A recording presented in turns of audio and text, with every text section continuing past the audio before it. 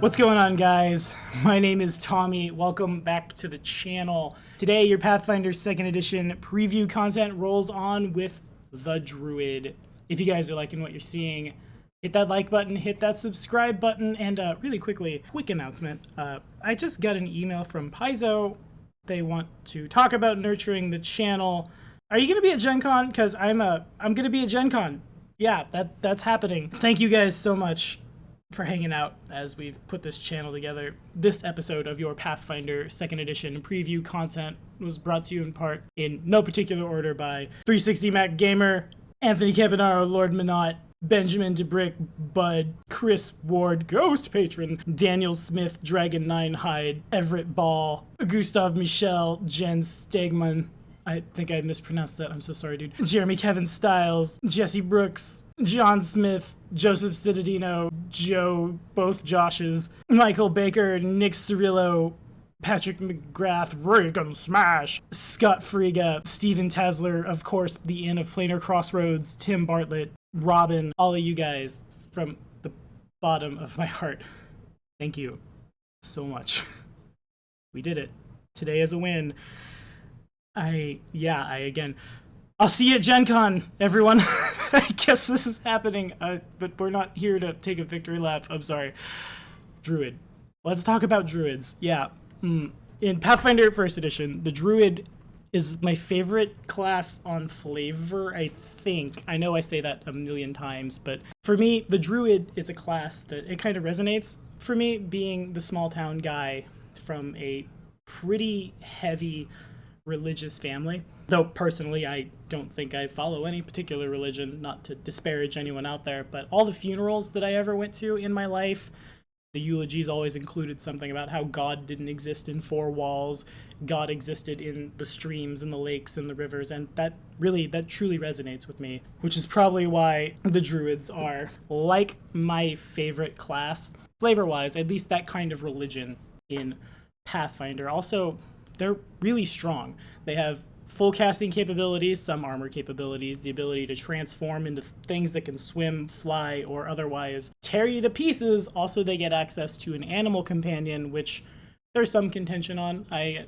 understand, in Pathfinder 1st Edition, because in my opinion, like, you take a cat or a dinosaur, or you're wrong a lot of times, to say nothing of the fact that now you have to gear this thing out, and if it's not intelligent, you have to babysit it, and running it in combat can sometimes be bad. That's why I usually take the Beastkin trait, so I don't have to worry about tricks and I can just talk to the thing. But anywho, moving on. Quote, in 2nd Edition, Druids are the practitioners of primal magic, which blends vital essence, the essence of life, instinct, and faith with material essence, the essence of matter, and the natural world. Thus, primal traditions are rooted in an instinctual connection with and faith in the surrounding world, the cycle of day and night, the turning of the seasons, and the natural selection of predator and prey. Hashtag green faith. Druids are the iconic primal spellcasters. They call upon the power of nature for magic through their deep faith, as opposed to primal sorcerers who harness the power of fae or other natural creatures. So, okay, there you go. Separate but equal for everyone who's freaking out about fae sorcerers like myself. Oh, by the way, did you not know that sorcerers are getting really weird in Pathfinder 2nd Edition? Follow this card right here. Click on that. We'll get you caught up. The first thing we see is that all of the classes in Pathfinder 2nd Edition are going to start with bullet points to help you get a feel for what playing that class might feel like. The Druids we see right here. During combat, you call upon the forces of nature to defeat your enemies and protect your allies. You can cast spells, drawing upon primal magic to summon deadly animals to fight at your side, grant resilience to you and your friends, or heal their wounds. Depending on your bond to nature, you might also call upon powerful elemental magic, or even change shape into a terrifying beast to fight with tooth and claw, and then remember the 3.5 days when that would heal you all the way. That's a little broken. Fine, I guess. During social encounters, you represent balance and a reasoned approach to problems, looking for solutions that not only are best for the natural world, but also allow the creatures within it to live in harmony and peace. You often propose compromises that allow both sides to gain what they truly need, even if they can't have all that they desire. In exploration mode, your skills in nature are invaluable. You can track down enemies, navigate through the wilderness, or use your spells to detect any magical auras around you. You might even ask wild animals to assist your group in your travels, with their extraordinary senses and scouting abilities. In downtime mode, you might craft magic items or potions. Alternatively, your tie to nature might lead you to tend to an area of the wild, befriending its beasts and healing the wounds caused by civilization. You might even attempt to teach people sustainable techniques that allow them to subsist off the land without harming the natural balance. So there you go. If you've ever had problems role-playing a druid, it's written in, not stone. I feel like that causes you to fall from grace. It's written on leaves. Well, no, you can cast something like write on stone. That's fine. Whatever, you get the point. This is also going to exist for all the classes in Pathfinder 2nd Edition, which I think is sweet, because a lot of times if I'm trying out a new class, I don't exactly know what roleplay flavor I'm looking at. Yeah, it's written down here. Speaking of roleplay, if you're a druid, you likely have a deep and meaningful respect for the power of nature. You're in constant awe of the natural world, eager to share it with others, but cautious of their influence. You treat plants and animals as allies in your quest, working with them towards your goals. Others probably view you as a representative of nature and might even assume you can control it, sometimes rightly so. They assume you're a recluse who avoids society and cities, preferring to live in the wild, and they treat you as a mystic, similar to a priest, but answering only to the forces of nature. Seems good. Also, if you haven't heard, because they always have been, druids are full prepared spellcasters. They're able to cast the same number of spells per day as the cleric and bard, rather than gaining extra spells through bloodlines or schools as the sorcerer and wizards do. However, just as the cleric has channel energy, and the bard has its compositions, the druid has more than enough tricks up their sleeve to make them primal powerhouses. On that note, what's up, Linny? I don't really like gnomes that much. But, I mean, like, that's a gnome that turns into a giant death machine and eats you and stuff. I have enough Canadian friends that have told me about what happens when grizzly bears attack. Yeah, no, she's good. I don't want to die. Moving forward, druids in Pathfinder 2nd Edition are going to have orders. Quote, orders are pulled from the sidelines of lore directly into the spotlight, making your choice of order a major part of your druid.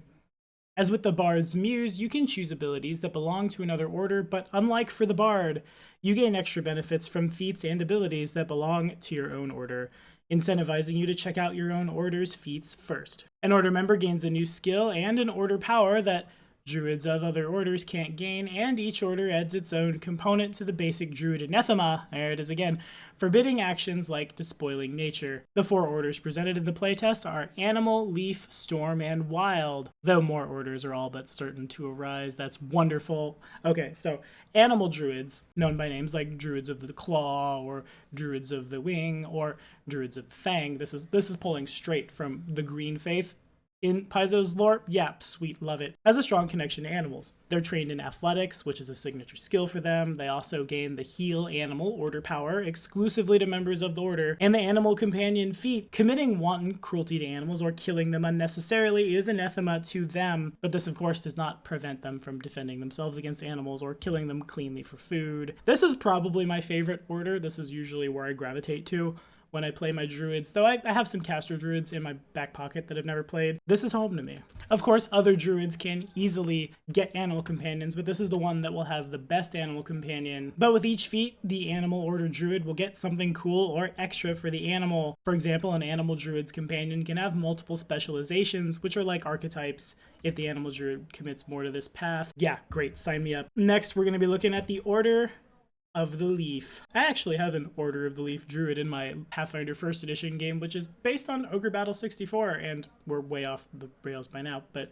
nevertheless, yeah, that's happening. That's a thing. Follow this card right up here. It will direct you to the last episode where he almost dies horribly. Regardless, quote, a Druid of the Leaf reveres plants and the bounty of nature, acting as a caretaker and warden for the wilderness, teaching sustainable techniques and helping areas regrow after disasters or negligent humanoid expansion. She's trained in diplomacy, which is a signature skill for her. She also gains the Leshy Familiar Druid feat, hey, just like my Order of the Leaf Druid that I'm jamming for, and the Goodberry Order power, exclusive to that order. Committing wanton cruelty to plants or killing plants unnecessarily is anathema to her, which again doesn't prevent her from defending herself from like the shambling mounds that want to beat her to death. And hey, look at that, we see a class feat, Verdant Metamorphosis. We've talked about this a little, it was revealed at PaizoCon.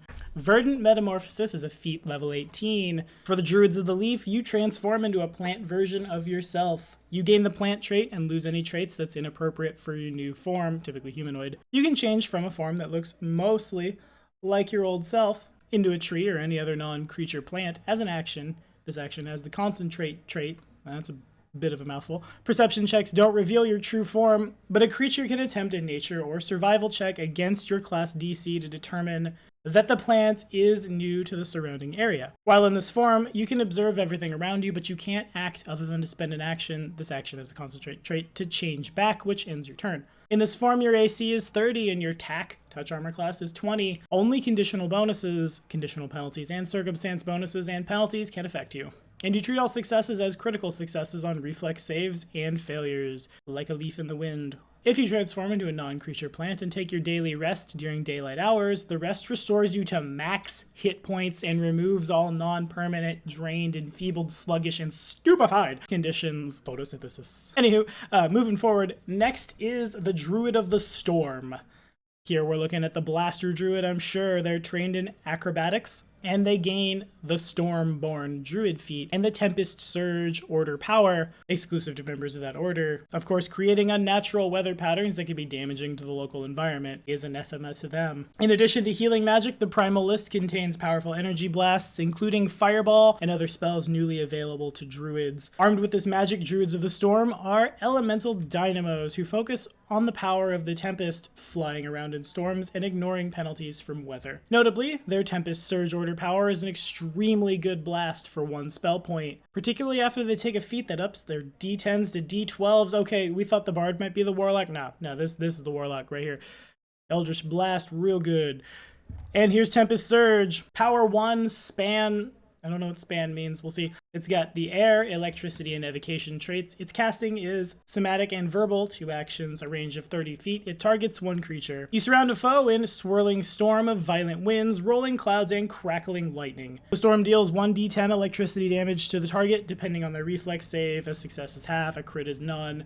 A failure is full, and they're sluggish. A crit failure, double damage, and the target is sluggish too for a round. Heighten this bad boy +1. The damage is increased by 1d10. So yeah, that's a lot of dice that we're gonna throw at people's faces. And after you increase this damage to d12s, the damage scales at the same rate as Lightning Bolt, but it doesn't just deal damage, because we see here that the sluggish condition penalizes AC, attack rolls, and reflex saves. So yeah, this is all about not only are we destroying them or making them more susceptible to being critically hit by lowering their AC, we're harder to crit because we're lowering their to hit, and their reflex save goes down for, the next one that's coming at their head. So cool. Anywho, next up we're looking at the Wild Druid. This Druid is the Wild Shaper. I see the pun there. Of the Pathfinder playtest, they are granted the ability to change their shape into the ferocious form of a wild creature. They're trained in Intimidation, which becomes a signature skill, and they gain the Wild Shape Druid feat and the Wild Claws Order power, which is exclusive to members of that order. Becoming fully domesticated, that's a fun choice of words, by the temptations of civilization is anathema. This doesn't prevent them from buying and using processed goods or staying in a city for an adventure, but they can't ever come to rely on those conveniences or truly call such a place their permanent home. Now, this Druid starts with Wild Shape, but any Druid with the Wild Shape feat gains a free extra casting of certain polymorph spells, heightened, of course, to their highest possible level, eventually rising up to 2 free castings if the Druid takes enough Wild Shape feats. But the thing that makes a Wild Order Druid particularly different is that in addition to these, they gain a number of additional bonus castings of these spells equal to their Strength mod. Yeah, Strength mod for bonus spells. You heard that right. That's cool. Yeah, that's right up the alley of the Wild Shaping Druid who doesn't really care about their wisdom as much because, turn into a bear, rip your head off. Druids also will gain spellcasting and primal spell proficiency at the same level as all other spellcasters. New spell levels at every odd level save 19th. Expert proficiency in primal spells at 12th, master proficiency at 16th, and legendary at level 19. They also get that secret druidic language we've all come to know and love and wish hunters got in 1st edition. Of course, don't teach that to non-druids, you'll fall from grace. And Wild Empathy, which lets you use diplomacy to make a request of animals, and possibly of plants if you're into that kind of thing. Anywho, Druid feats are next up. The first one is Leyline Conduit. This feat is level 20. This feat is end of game. This feat wrecks your tables, makes your GM flip his table. It's a metamagic feat. Once per minute, the trigger, you start to cast a spell of 5th level or lower that has no duration and a maximum of 2 spellcasting actions. You add a somatic casting action to the casting of the triggered spell. and you don't expend the prepared spell as you cast it. Yeah, we've talked about that one already. That was revealed at PaizoCon, but that's still real good. That's Blaster Druids are gonna wreck house in Pathfinder 2nd Edition. I've committed to a half-elf ranger for our playthrough of the Broken Universe over at IOPC, and hey, follow this card right here. Click on this, go subscribe to those guys. We're getting ready to kick off a Pathfinder 2nd Edition game there.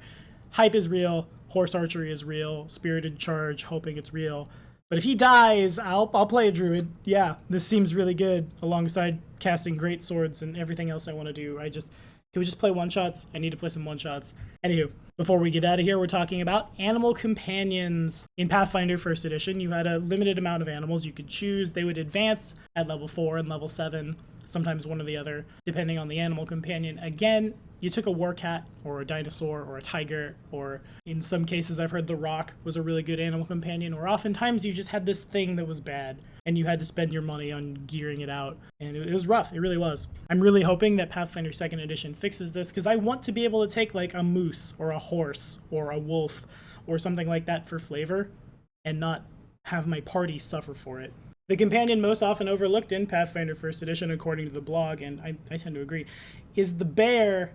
And let's see how it's going to look in the playtest, shall we? Its size starts out as small. It's a grizzly, panda, or polar bear, or growler bear. Did you know growler bears exist? Yeah, these are the things you learn when you have Canadian friends. For an action, it's unarmed strike. Jaws does a d8 of piercing. Its claws are agile. They do a d6 of slashing. Their ability is strength and con with 8 hit points.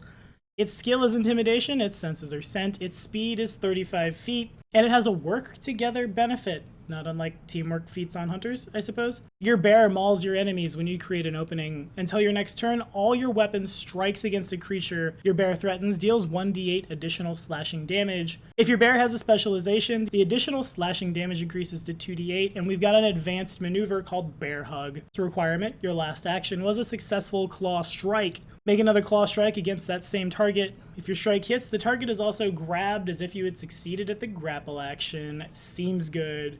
No CMB roll here. We hit him? Yeah, no, we're gonna maul him to death. Praise the green.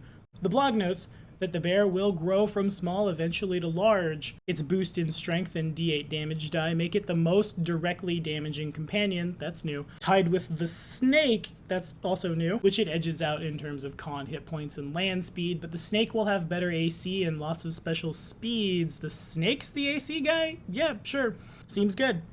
That work together benefit we see is something we can have the bear do instead of attack, and it again deals the most direct damage, adding a d8, later 2d8, to the damage of your weapon strikes. So yeah, that's the druid. What are you guys thinking about all this? Are we playing? I'm playing druids at some point. I need another 2nd edition game. I volunteer as tribute. Guys, anybody out there want to let me play a druid for him? That'd be so sweet. Are you going to play one on the playtest? Are we hyped for Pathfinder 2nd edition? It's right around the corner. And remember, we're playing Doomsday Dawn here on the channel and on Twitch. And I guess I'm leaving for Gen Con right after Session 1's over. What?